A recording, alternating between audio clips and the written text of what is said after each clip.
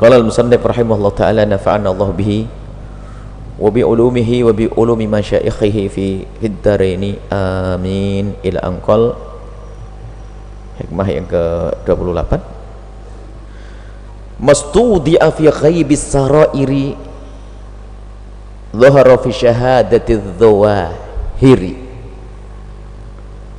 Mastudi'a, sesuatu yang dititipkan, fi ghaibis sarairi,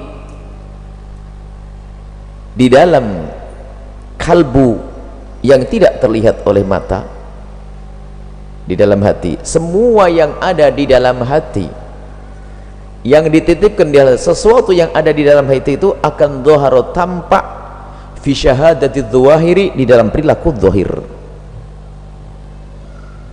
Bicara tentang batin, zahir itu hakikatnya adalah terjemahan daripada batin seseorang. Artinya kalau batin seseorang itu baik, hatinya bersih, mau tidak mau akan memancar kepada seluruh anggota tubuhnya sesuatu yang baik. Tapi kalau hati itu kotor, mau tidak mau akan memancar kepada mata, telinga, tangan, anggota tubuh sesuatu yang tidak baik. Maka yang sangat perlu untuk kita perhatikan adalah bagaimana kita membenahi sarair, urusan batin hati. Mau tidak mau, hatinya orang yang beriman kepada Allah dengan sesungguhnya, cinta kepada Nabi secara sesungguhnya, iman kepada hari akhir secara sesungguhnya, takut kepada neraka secara sesungguhnya, kemudian dia mengerti tentang perilaku-perilaku mulia dan diyakini oleh hatinya, dirasakan oleh hatinya, akan muncul pandangan yang halal. Mustahil dia melihat yang haram, karena tahu setiap melihat yang haram akan menghantarkan kepada neraka. Mustahil akan keluar ucapan-ucapan yang menyakitkan, karena mengerti ucapan yang menyakitkan akan menjadikan dia dihukum. Mustahil dia akan memukul dengan tangannya. Artinya anggota tubuhnya ini adalah terjemahan daripada apa yang ada di dalam hatinya. Seperti itulah semestinya.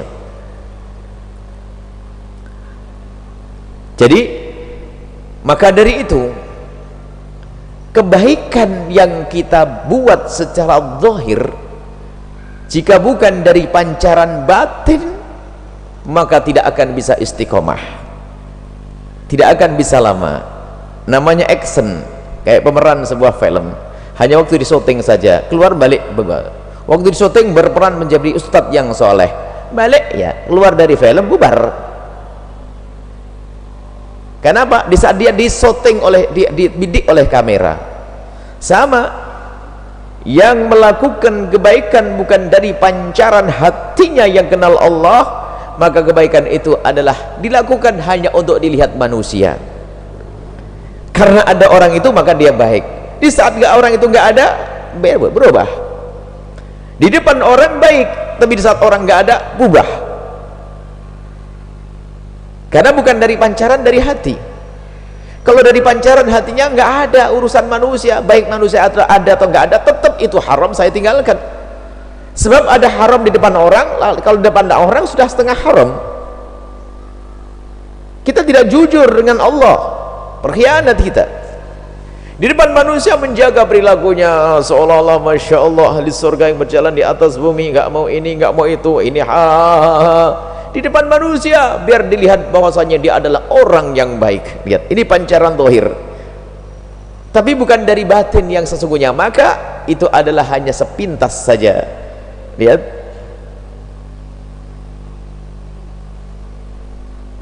kalau seorang hamba melakukan kebaikan bukan dari pancaran hati, maka itu ada baik, itu berbuat baik sepintas di hadapan Anda. Gak usah orang lain, Anda paling enak. Kita kalau melakukan kebaikan bukan dari pancaran hati, bukan dari hati yang beriman, bukan hati yang takut kepada Allah, bukan hati yang rindu surga, bukan hati yang cinta Nabi, bukan hati yang rindu ridha Allah, maka ketahuilah kebaikan yang kita lakukan ini adalah spontan, sesaat, di saat ada yang menyaksikannya. Di saat orang itu sudah berubah, pergi, yang menyaksikannya akan berubah. Hanya orang lain saja tidak melihat kita. Kalau seandainya dibeberkan hidup kita siang malam, kira-kira bagaimana kisahmu? Seandainya semua orang itu dipasang CCTV di atas jidatnya, terus kemana-mana CCTV. Kira-kira gimana kisah kita? Berani enggak? Pasang CCTV, jadi semua orang wajib perkaulungan pin yang di dalamnya adalah untuk merekam perjalanannya, dan besok distorkan ke Pak RT, dan nanti ada yang kontrol. Berani tidak? Wah, saya tidak berani. Nah, kalau kita belum berani berarti ada sesuatu yang kita simpan, ada dusta di situ. Jadi berbuat baik bukan dari pancaran hati, action, perilaku baik, action. Karena basa-basi dengan sesama manusia tidak akan abadi yang seperti itu, tidak akan lama. Jadi pancaran dari hati, kebaikan yang bukan dari pancaran dari hati tidak akan bisa abadi, dan itu hanya sifatnya sementara dan tidak akan dinikmati karena bukan dari pancaran dari hati.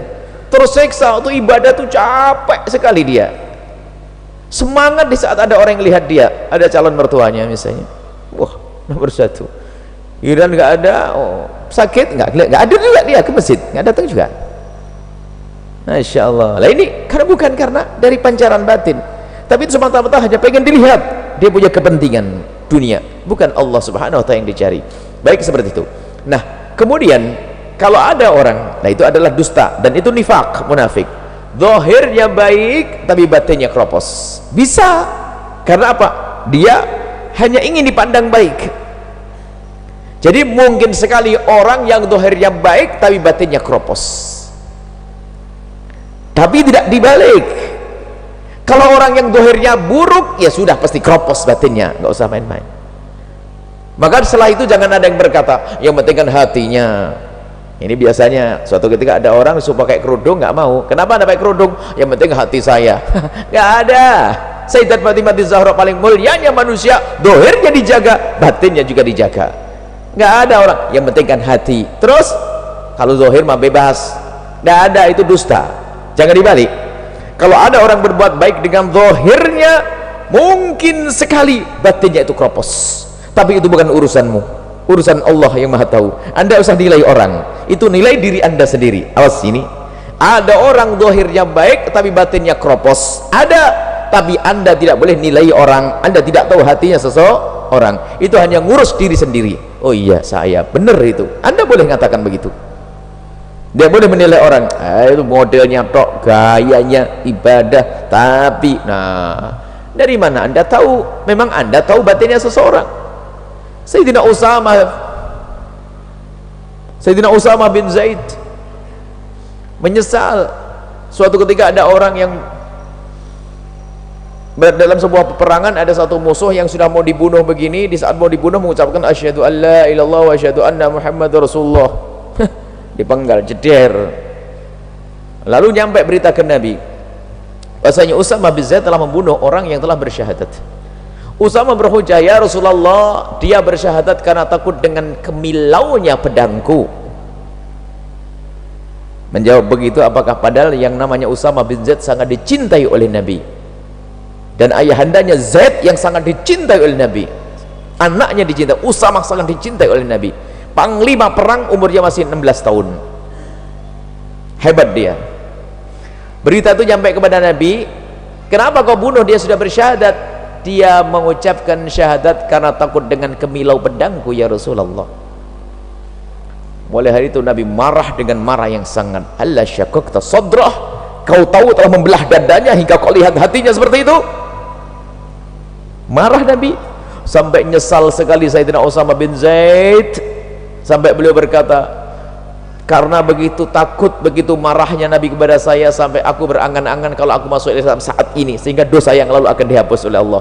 Begitu Nabi marah kalau ada orang sok tahu tentang hati. Nilai orang, itu modelnya tok, tapi hatinya, Masya Allah, ente hebat bener tahu hatinya orang. Antara dua, anda pendusta, anda dukun, enggak ada pilihannya. Pilih mana? Yang sok tahu hatinya orang antara anda pendusta atau anda dukun. Dukun kan sok tahu ya, nggak perlu. Maka dari itu urusan anda dengan diri anda sendiri. Maksudnya untuk koreksi diri, bukan koreksi orang. Dapat ilmu koreksi orang terus. Jadi awas, bisa saja anda punya perilaku baik tapi bukan dari batin, bukan dari pancaran batin. Kemudian tidak sebaliknya, kalau ada orang yang dohirnya jelek, ya dari batin yang jelek, nggak mungkin.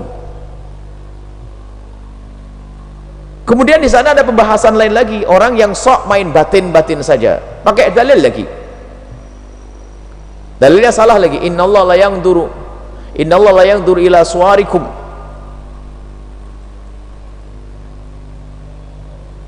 wala ila amwalikum walakin Allah yanzur ila qulubikum wa a'malikum. Itu hadis yang benar, cuman kadang-kadang kepleset dia ngomongnya, innallaha la yanzuru ila suwarikum wala ila a'malikum. Allah tidak melihat gambar zahirmu dan tidak melihat amalmu. Allah melihat, walakin Allah, yang benar adalah innallaha la yanzuru ila suwarikum. Betul, Allah tidak melihat suar zahirmu. Apakah tukang becak atau apa bos, itu nggak berlaku. Wala ila amwalikum, hartamu berapa miliar, enggak. Walakinnallaha yanzur ila qulubikum, Allah melihat kepada hatimu, wa ila a'malikum, dan kepada amal-amalmu.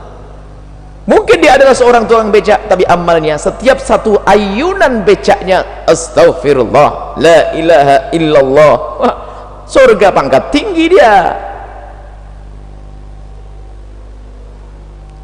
Nah, ini tidak boleh orang sok berbatin-batin saja. Nanti ada orang yang penting, nanti ada masalah ini berkembang lagi dalam dunia tasawuf, dirusak oleh pemalas-pemalas dalam bertasawuf, yaitu mereka yang sok berhakikat tapi tidak mau syariat. Nah, ini sama masuk sini. Ya, yang penting kan hakikat. Kalau sudah sampai hakikat, syariat nggak penting. Nggak bisa. Hakikat dengan syariat adalah dua yang tidak bisa dipisahkan. Di antara keduanya ada namanya thariqah mujahadah untuk sampai hakikat. Ada syariat, ada hakikat. Dalam menerapkan syariat secara sesungguhnya namanya mujahadah atau thariqah di sini untuk sampai kepada hakikat. Nggak bisa dipisah. Jadi kalau Anda sudah masuk wilayah syariat, serius, khusyuk, benar, baru nanti Anda sampai kepada hakikat. Tapi kalau ada orang mengatakan saya sudah sampai hakikat, kok tidak sholat? Oh, saya sudah hakikat kok, yang penting saya nyambung, saya dekat dengan Allah. Bukan dekat kamu itu, terkutuk. Nggak ada mengaku dekat kepada Allah tapi tidak sholat. Memang Nabi itu jelek. Nabi itu adalah paling dekat dengan Allah. Lihat sholatnya paling rajin. Nggak pernah cerita Nabi ninggalkan sholat duhur sekalipun, wala sholat sunnah, nggak pernah. Bahkan ditemukan Nabi itu kalau sholat sampai tawarramat qadamah, sampai membengkak kakinya. Ini udah orang akhir zaman ngaku wali, nggak sholat duhur karena sudah sampai hakikat. Disuruh sholat nggak mau, saya sudah sholat. Dan Jumatan saya sholat di Mekah, Mekah 4 jam lagi Jumatannya. Itu ngaco. Ini ada orang aneh-aneh, wali konyol, merusak umat. Nggak ada seperti itu. Nah, ini sebab apa? Batin antara ini berbicara, Imam atau Al-Sandari bicara tentang batin. Batinmu akan memancarkan dohir yang hebat. Kalau semakin engkau batinmu dekat kepada Allah, kenal Allah, lihat akan terbawa anggota tubuhmu untuk menjadi seperti Sayyidina Utsman bin Affan, membaca Al-Quran dalam semalam 3 kali khatam, sholatnya ratusan rakaat, tidak sempat melakukan kemaksiatan, ibadah terus.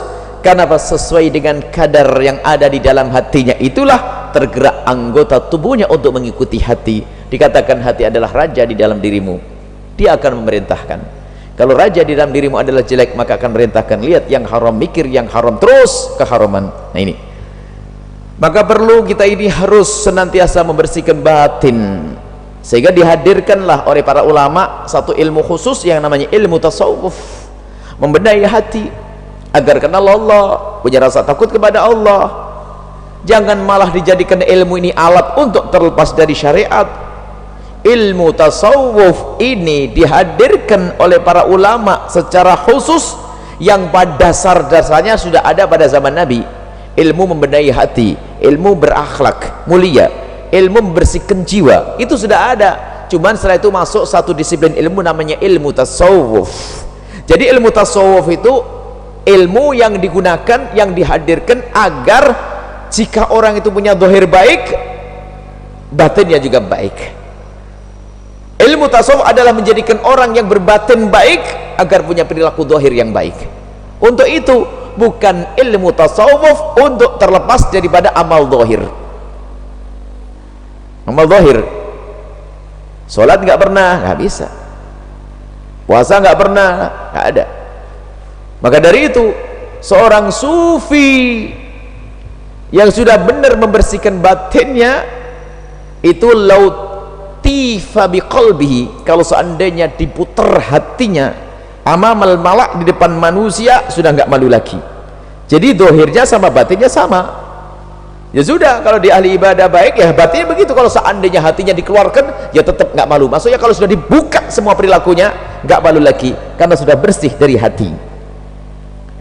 Seorang sufi adalah yang senantiasa membersihkan hatinya agar bisa menggerakkan seluruh anggota tubuhnya untuk patuh kepada Allah Subhanahu wa ta'ala. Itulah ilmu hebat, ilmu dahsyat. Cuman penyat ada maunya itu nggak boleh. Kita sering tidak kuat untuk menahan lidah kita untuk menilai orang lain. Mungkin Anda sudah sebel kalau suatu ketika ada orang, Pak Haji, saya mau nyumbang di masjid tapi tolonglah setiap hari diumumin ya. Kalau perlu tulis sepanduk sana. Anda sudah pegel padahal Anda tidak keluar duit ya. Anda sudah nek lihat ya kan, karena kita sudah tidak tahan harus komentar kepada seseorang. Ya apaan tuh nyumbang aja padahal nggak banyak, itu aja lebih banyak. Kita sering masuk wilayah Allah, nilai batin, dan itu kesalahan. Ini yustudi fi ghaibis sarair, di dalam batin tersembunyi, jangan sok tahu. Cukuplah kita menilai zahirnya seseorang. Kalau zahirnya baik adalah baik, adapun batinnya urusan Allah, serahkan kepada Allah Subhanahu wa ta'ala. Baik, ini yang bisa kami jadikan. Sekali lagi kami ulas bahwasanya, lihat, jangan sok main batin-batin, yang penting hatiku baik. Ada, semoga Allah mengampuni, kami mendengar seorang wanita, barangkali bisa dipotong khusus, seorang wanita semoga Allah mengampuninya dan mengangkat derajatnya. Seorang wanita di saat disuruh menutup auratnya dengan bahasa sombong, yang penting kan hati. Dia tidak sadar di saat ngomong seperti itu dia telah merendahkan Siti Fatimah Zahra.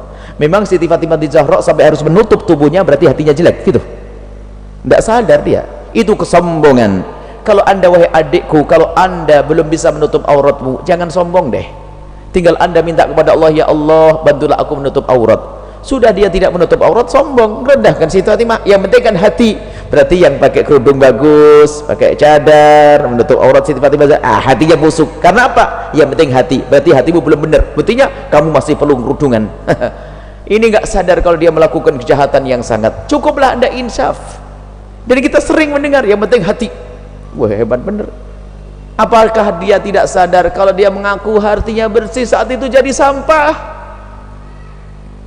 Hatiku sudah bersih, sampah langsung kotor. Oh, dia sombong. Bukankah kesombongan adalah sampah di dalam hati? Merendahkan orang lain, sampah di dalam hati, nggak sadar. Maka ingat, jangan Anda menilai batinnya seseorang. Cukup kalau Anda melihat lahirnya seseorang, insya Allah batinnya juga baik. Cuman tadi kami tekankan bahasanya ilmu ini lebih perlu ditekankan untuk kita. Begini, jadi kalau batinmu baik, pasti lahirmu itu baik. Maka kalau lahirmu itu baik, kalau tidak dari batin, engkau pun bisa menilai. Kenapa? Iya ya, saya di depan orang baik, malu, tapi kok dekat Allah nggak malu. Di depan orang saya tidak mau kelihatan nonton apa, tapi di saat sendiri di kamar saya kunci, kok saya nonton segalanya. Lah, ada apa ini? Memang Allah tidak lihat kita. Kadang saya sering guyon, tapi ya kadang-kadang beneran juga. Ada sebagian ibu-ibu yang semoga menjadi ibu-ibu yang solehah. Itu kalau saya datang itu langsung pakai baju lengkap. Ada Buya datang. Jadi dia lebih takut kepada saya daripada kepada Allah. Ini kan problem. Ini guyonan tapi beneran juga kadang ini. Iya, nggak boleh begitu. Takut kepada Allah tentunya. Buya, Haji, memang saya ngapain? Saya tidak punya malaikat untuk menghukum Anda kok. Allah yang punya malaikat itu. Jadi ini perlu kejujuran. Kita dimanapun harus merasa dilihat oleh Allah. Itulah makom tinggi seorang hamba, itu makom ihsan, anta'budallaha ka'annaka tarah fa illam takun tarahu fa innahu yarak. Merasa kita dilihat oleh Allah Subhanahu wa ta'ala. Nah itu kalau sudah merasa dilihat Allah, makom batin yang sadar. Ini yang dibahas. Batinmu sudah kenal Allah, mau tidak mau lahirmu akan terbawa untuk bisa menerjemahkan batinmu, karena nggak bisa dipisahkan. Anggota tubuh zahirmu mau tidak mau akan patuh dengan batin. Semoga Allah menjadikan batin kita bersih, semoga Allah menjadikan zahir kita baik, semoga Allah menjadikan perilaku kita baik dan menjadikan batin kita lebih bagus daripada zahir kita. Wallahu a'lam bissawab.